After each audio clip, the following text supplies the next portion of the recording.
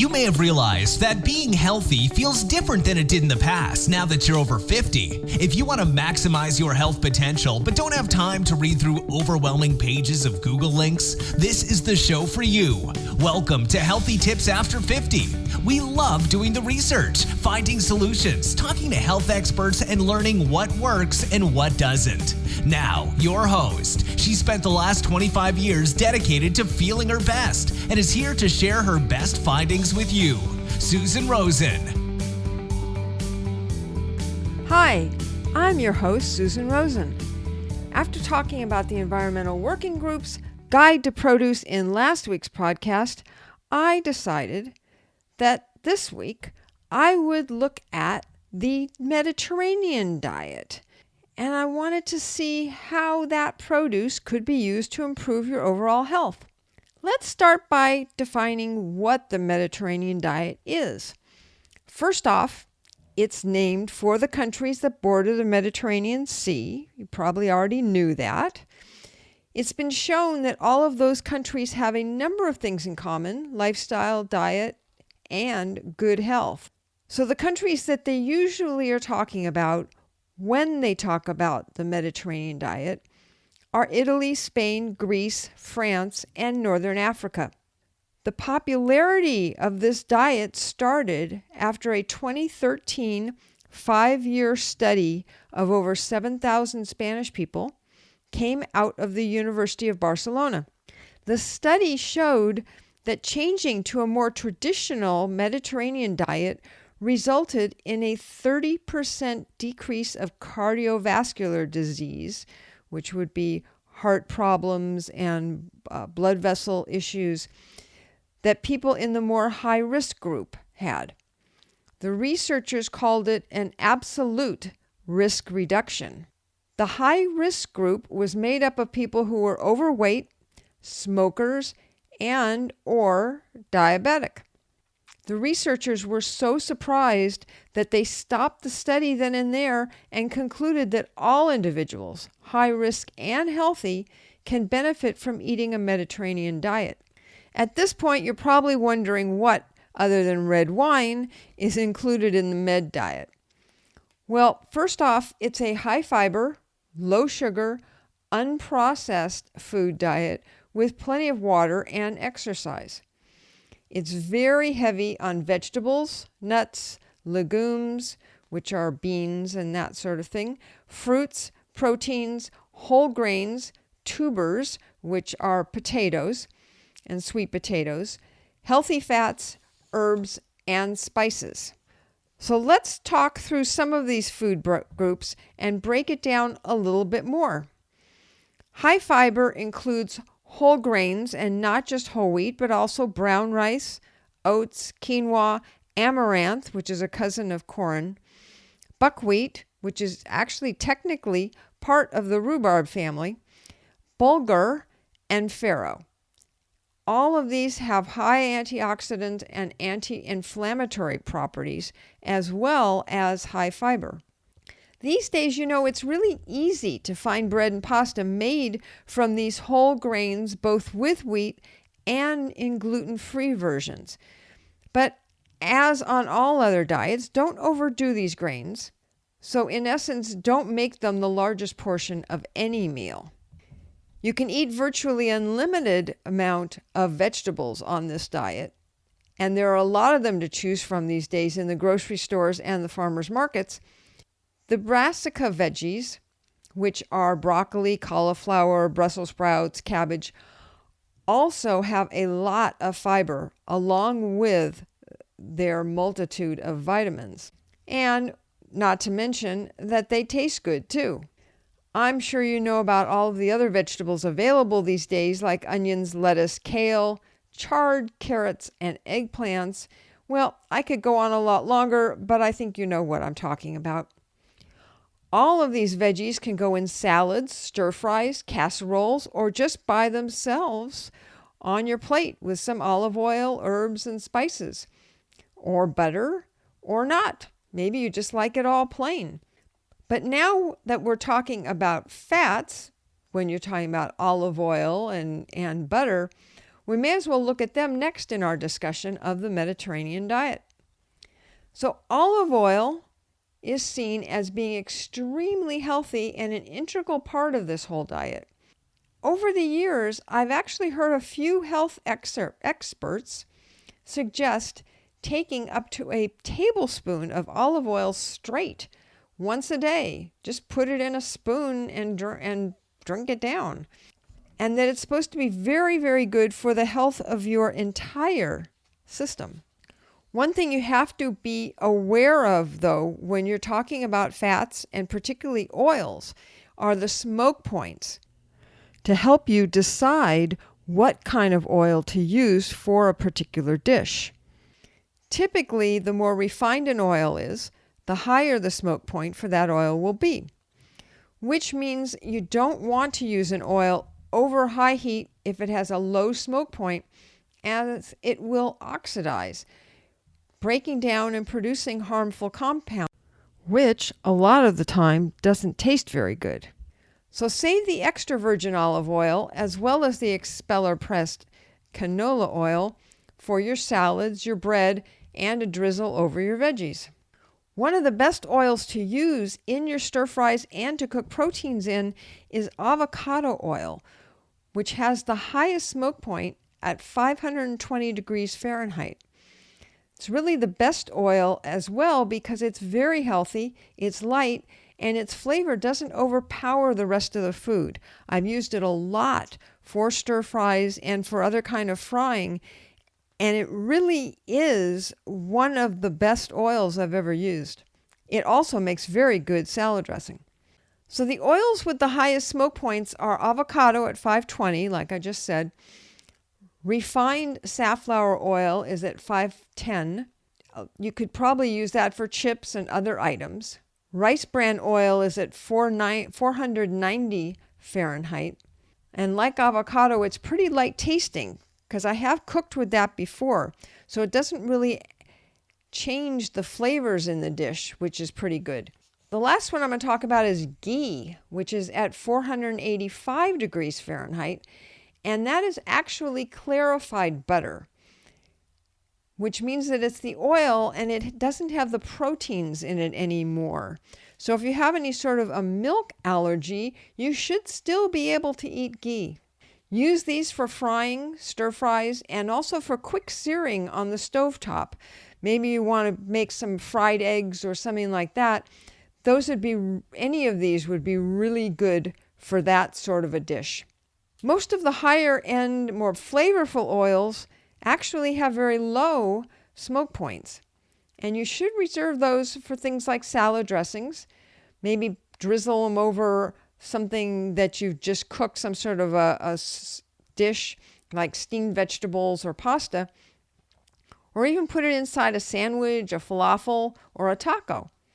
Those oils would be ones like corn oil, safflower oil, sunflower, peanut, soy, and walnut oils. Everything else falls in the mid-range, where you can heat it, but not to high heat, like frying or stir frying. Some of those in the mid-range would be olive oils, butter, coconut oil, canola oil, also known as rapeseed oil, and sesame oil. There are a lot of places that you can go, especially on the internet, to get a list of oils and their smoke points. Even Wikipedia has a list.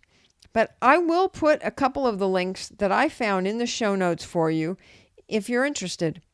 Let's switch gears and get back to the actual Mediterranean diet now and talk about fruit. We've talked a lot about vegetables, and fruit is very similar. The one thing that you do need to pay attention to with fruit is that it has a much higher sugar content than vegetables do. And so you don't want to be eating a lot of fruit. But it is so healthy for you that for sure don't cut it out of your diet. Just remember that if you have a problem with diabetes or high blood glucose levels, or even with yeast issues, you probably want to limit the number of fruits that you have And as well, be sure and pay attention to the pesticide levels on the fruits, as we talked about in last week's podcast. 2 fruits that I bet you didn't know are fruits and not vegetables are tomatoes and avocados. Both of those are very good for you, and both actually are very low in sugar, which I'm sure you probably figured out. So be sure to include these often in your meals. Avocados in particular will help you to feel full because of their high fat content. And tomatoes will release more vitamins for you if they're cooked, like in spaghetti sauce, or you add it to an omelet or stir fry. So don't forget to use both of those in many of the dishes that you make. Proteins, moving on, are an important part of any diet, but one thing that we have to change a little bit if you go on the Mediterranean diet is that they shouldn't be the largest part of your meal. We're all used to starting things with our meat or our chicken being the main portion, and everything else is just kind of on the side. Well, you need to move the meat off to the side and move the vegetables into the middle. So proteins and healthy grains together should combine to be only about 1/3 to 1/2 of your meal. And as I said, the other half being vegetables. So for your protein, the healthiest are going to be fish and poultry, as well as probably some eggs. But be sure that you don't eat red meat more than once a week. And don't forget that beans, legumes, nuts, and seeds also have a lot of healthy protein in them, but don't load up on them as they really are very high caloric foods. The same probably goes for cheese and other dairy products. Again, don't make that the major part of your meal. All of these, but in particular fish, have high omega-3s in them, which is very important for your brain as well as your cardiovascular system. Don't overcook or burn any of these, as that can actually affect the level of omega-3s that you're going to get from eating the food. The last item in the diet can be a glass of red wine if you want. A glass means actually 5 ounces, which probably isn't as much as a lot of us pour, but you can get used to it. I know I have. Don't overdo, and don't drink at all if you have other issues with alcohol.